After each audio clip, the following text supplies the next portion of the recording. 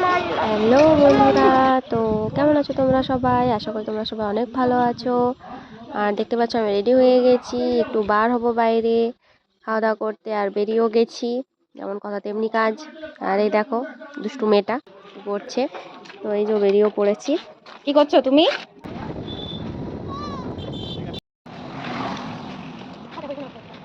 তোমার বন্ধুর সাথে কোনোদিনও দেখা হবে না। কথাটা ও এই জন্য বললো, কারণ আজকে আমি যতবার, মানে আজকে শুধু নয়, মানে আমি যতবার বাঁকুড়া বাজারে বেরিয়েছি আমার একটা বান্ধবীর সাথেও দেখা হয়নি। সেই জন্য সে ওই কথাটা বলেছে। আর এই মন্দিরটা এতটাই সুন্দর লাগছিল, কিন্তু ঠাকুরটা বোঝা যাচ্ছিল না। আর এই যে আমাদের গন্তব্যস্থল।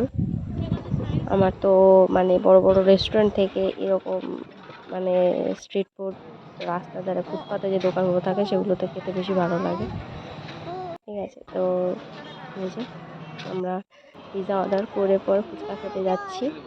আর এই যে মেয়েটা, আর এটা হচ্ছে মানে পৃথিবীর সব থেকে সুন্দর খাবার ফুচকা। ফুচকা খাওয়ার পর পাপড়ি চাট।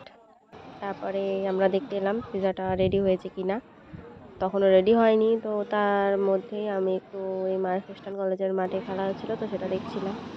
আর এই যে আমাদের পিৎজা রেডি, তো এটি রেডি টু ইট। তো চলো খাওয়া যাক দেখি। আর পিৎজাটা এতটাই খুবই টেস্টি হয়েছিল। আর এই যে খাওয়ার পরে আমরা টোটো চেপে গেছি, টোটোতে করে এবারে বাড়ি যাবো।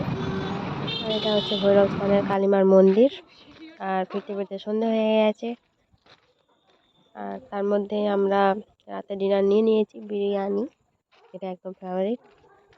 আর বাড়ি চলে এসেছি, বাড়ি চলে আসার পর আমরা একটু পর ডিনার করে নিয়েছি বিরিয়ানি।